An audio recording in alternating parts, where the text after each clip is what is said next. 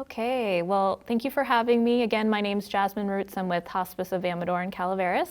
I am the community liaison, and here I'm going to do a little presentation, PowerPoint presentation on hospice and more specifically on our organization. So if you have questions at any time, just stop me and I'll answer as best as I can. Okay, so I should probably start from the beginning, yeah? There we go. Why be normal?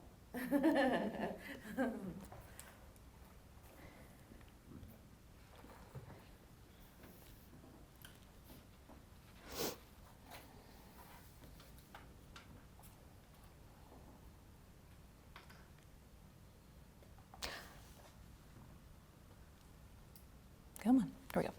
Okay, understanding hospice for medical professionals or just community members, friends, family, caretakers, things like that. The how, what, when, why, we'll go over hospice philosophy, myths about hospice, making wishes known, and education for family and communities. So some statistics here, 80% of people want to die at home. Like we were talking about earlier, it's comfortability, you're around loved ones, and it's just you feel safer, right? I would imagine. I've never been in that situation, but this is the feedback that we hear. 60% die in acute care settings, 20% die in skilled nursing facilities, and 20% die at home. So 80% want to die at home, and 20% actually do that. A minority of dying patients use hospice care, even though those patients are often referred to hospice only in the last 3 to 4 weeks of life. So we find that very, very often. They don't necessarily get on services maybe when they need or should, or when their family also needs their help.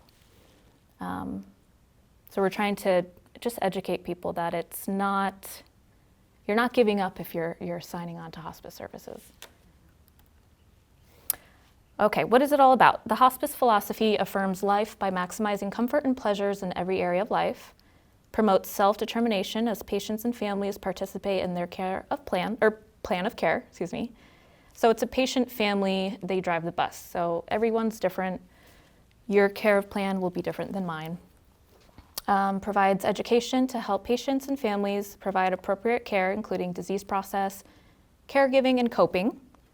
Promotes understanding and accepting that the journey of life eventually leads to death, and encourages people to view this experience as an opportunity for growth. So we also emphasize palliation, oh my gosh, say that 5 times fast, relief without curing, which includes physical, psychosocial, spiritual comfort delivered by multidisciplinary staff. So we have home health aides, we have our RNs, we obviously have our doctor, overseeing doctor. We also have chaplains, we have amazing volunteers, human and dog therapy. So lots of different team members to help with the process. So when is it time for hospice? Hospice, their physician, so the patient's physician will determine that normal course of disease would lead to death within 6 months. That's the prognosis. Typically, they're not psychics, and sometimes it's longer, sometimes it's shorter. So when curative treatment is no longer their desired focus, so they're not continuing treatment, they're not continuing their specialty visits, and they just want to be comfortable and not, whether they can make it or, being mobile and all that. People, they no longer want to make frequent trips, uncomfortable trips to the doctor for treatment. Insurance provides guidance in determining medical necessity of services as well. As we all know, insurance plays a role in every form of care. Terminal diagnosis, I'm not going to read all these, but there's multiple, and the list goes on from here too, but these are the majority.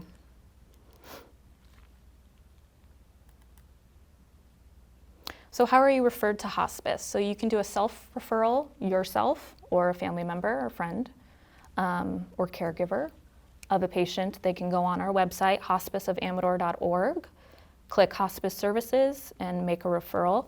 You can also call 209-223-5500. That's our main line. If you have any questions even before making a referral, to just make an educated decision, as you should with all services. If you are interested in our services, talk to us, and call other hospices as well. Physicians, of course, can call in, send referrals. Family, friends, neighbors, anyone. If you don't have family and your neighbor's your caretaker or your only person there, What if the patient refuses hospice? Well, yes, it's ultimately the patient's choice. But if they need help and they have their neighbor, Nancy, obliges, they can help with the process. But it's ultimately the patient's choice. They're Unless they disintegrated, have- live alone. They're not getting the help they need. Their family can't meet their needs. Mm-hmm. Do you do some work with the referring family that needs the support as well as the patient who says, Oh, "No, yes. I want to die myself," and you could just all go to hell? Which is That's, what I feel. probably has happened. It's something hard to accept, I would imagine. So, yes, we work with the family, and we will even go out. I'll get into this a little bit later too, but we'll go out, a nurse to do education, just to talk, show up, social worker,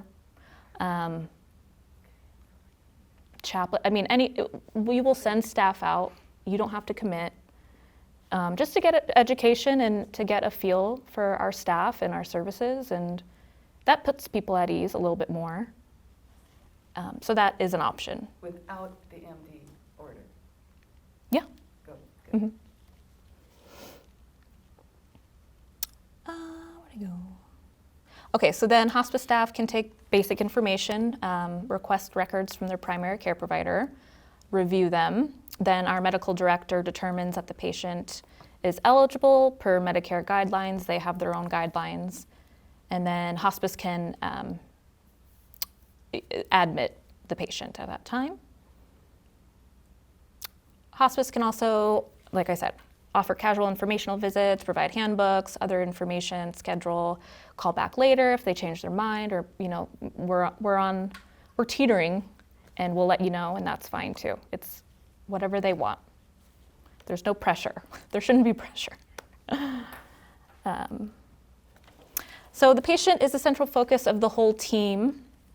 Each patient defines what comfort means to them, which may change during their service. If they need more pain control, or if they just need, bathing type, personal type care. Each patient's care is individually tailored with the team members and the type of support that they need. Anyone who is eligible for hospice is offered admission regardless of their ability to pay. So in over 40 years, we've never turned down a patient for their inability to pay. We do go through Medicare, Medi-Cal, private insurances, but if there is a reason that somebody is not insured or they're not covered, we will not turn you away.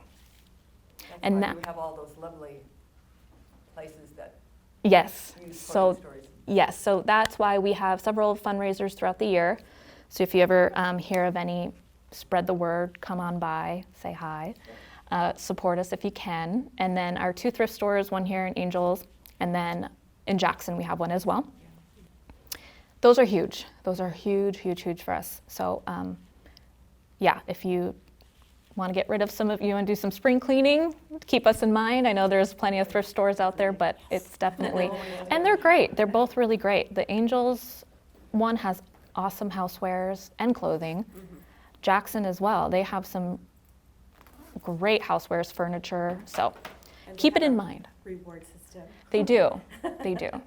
Yeah, it's just a little incentive. The prices are great, And sometimes, like last week, we had a donation from Lowe's. Shout out to Lowe's, thank you. A bunch of doors, a bunch of front doors. And I don't know what I ended up going and buying one at that point too. And there was nothing wrong with it. It's just that, I don't know if they just have it on the floor for too long or if they're just generously donating plethora of doors. So those are going to be marked a little bit higher, but still significantly reduced. So just like fun finds like that they'll do. They'll do windows sometimes.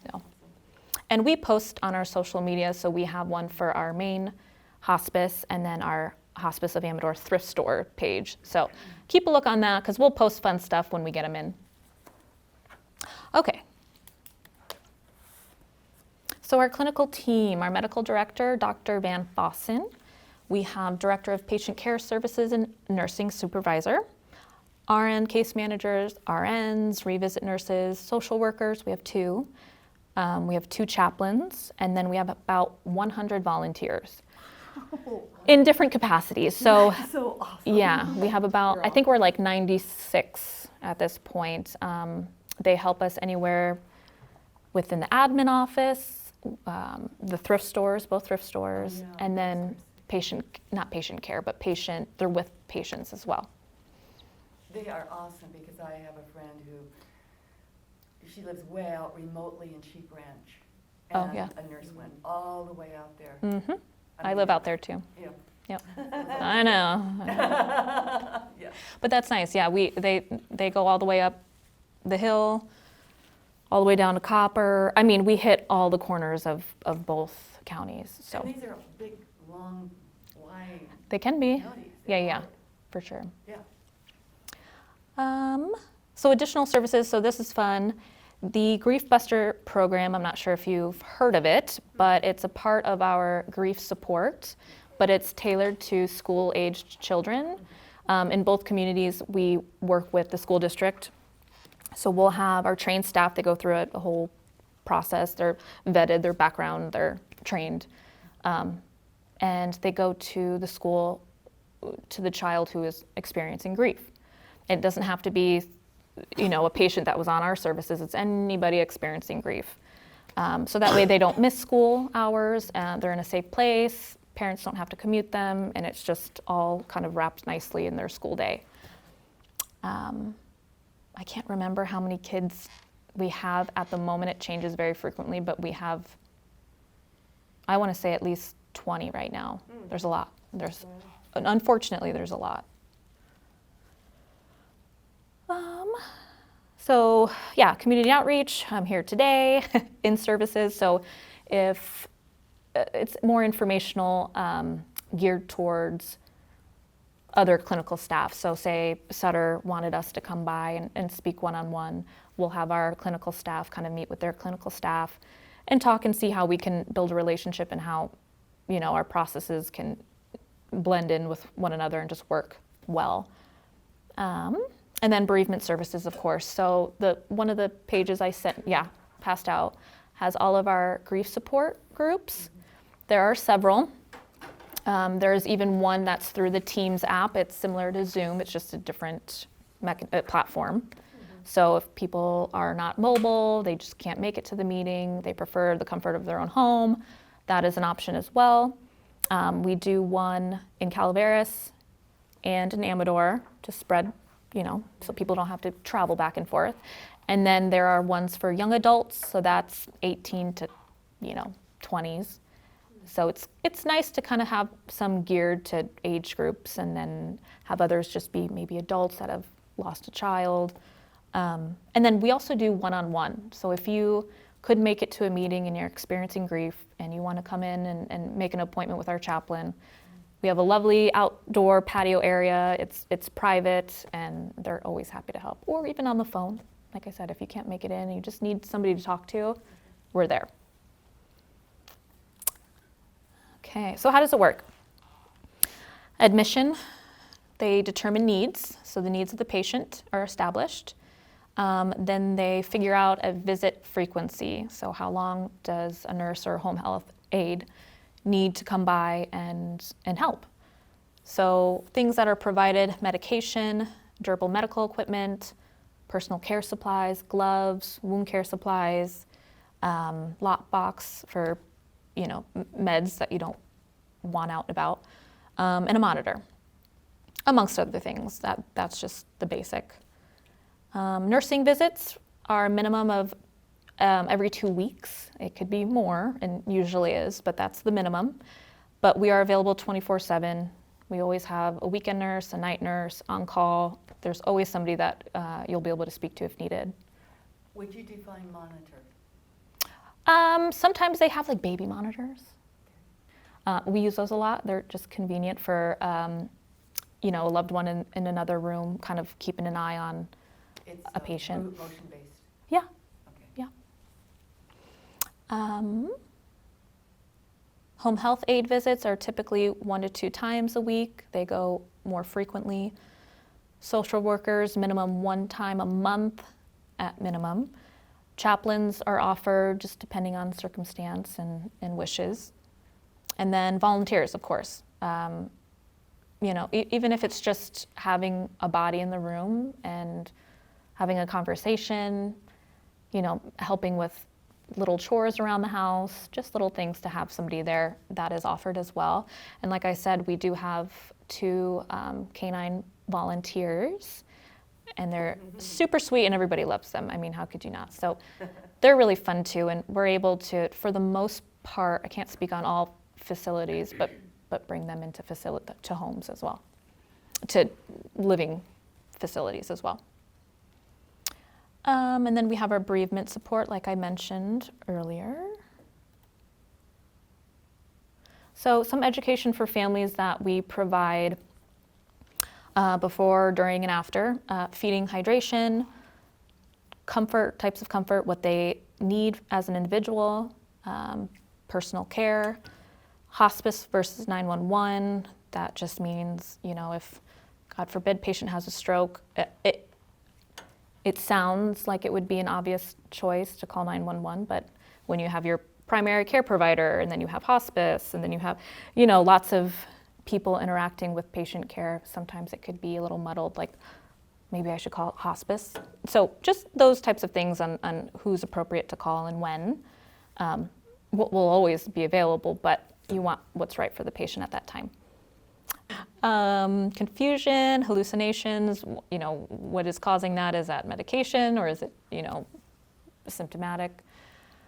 Fever, secretions, restlessness, surge of energy, breathing changes, slow circulation, what to report to hospice, when the loved one dies, and then grief support. So these are all education that we can and will provide.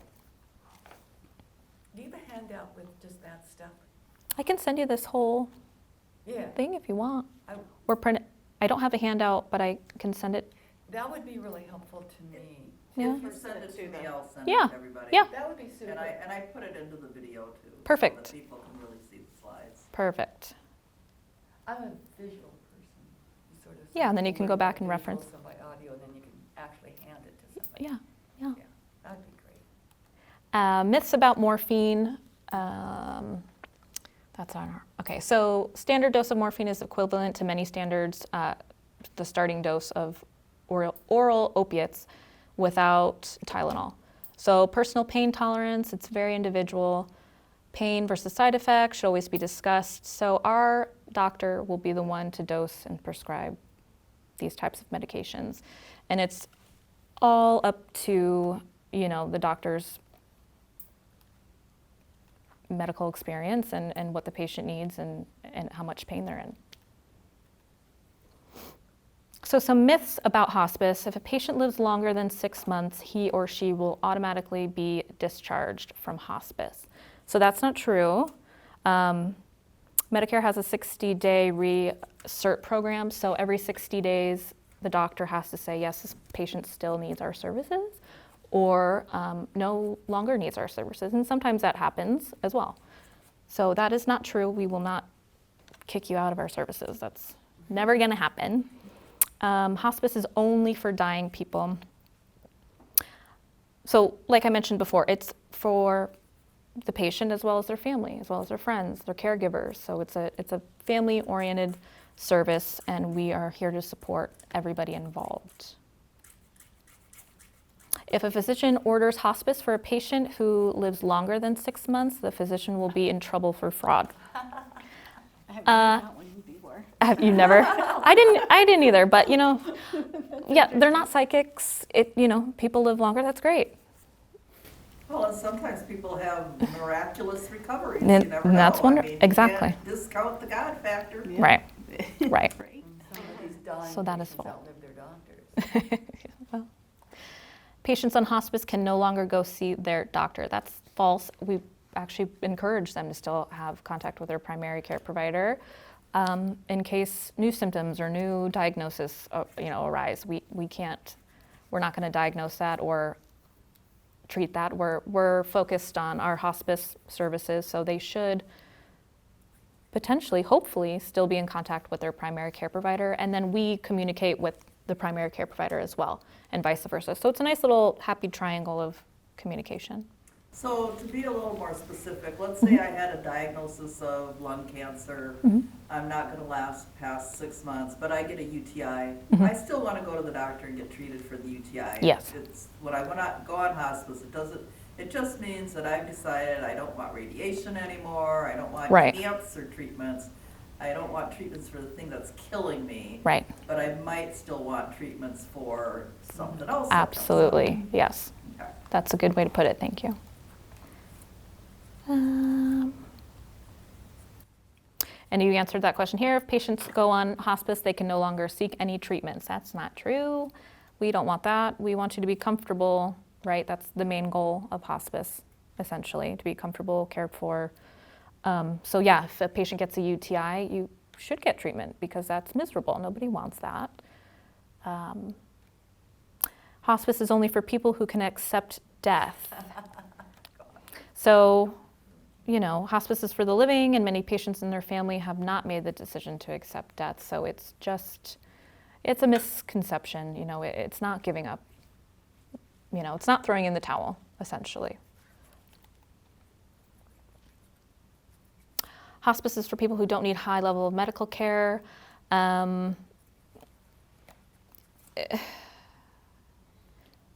Like I said, it's kind of a repeat. We offer palliative care, using technologies to prevent or alleviate symptoms. But yes, if you need continued care, it's your right and your option to do so. I think your first line says it all. Yeah. Hospice is serious medicine. It's serious medicine. It is. Serious care. Yeah. That's an awesome line. There's lots of myths. Hospice is for when there is no hope in sight.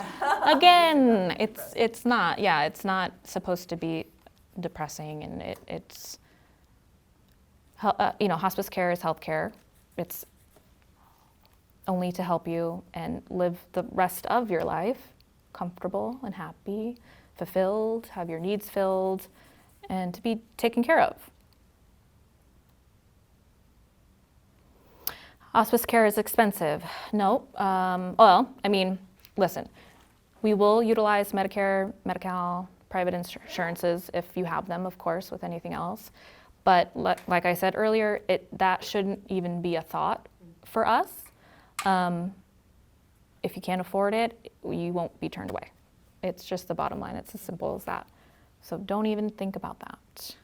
Although, it's a common question, and of course, medical procedures and doctor's visits and specialty care, it all costs money, and it's a little concerning, but you don't have to worry about it with our organization.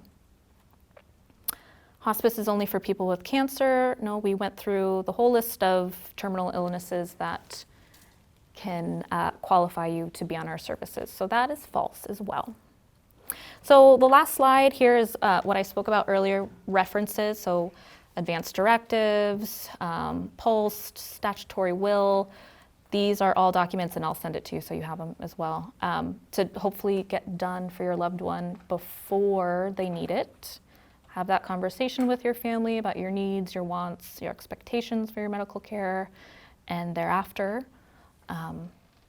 just so everybody's on the same page. Yeah. Do we have any questions?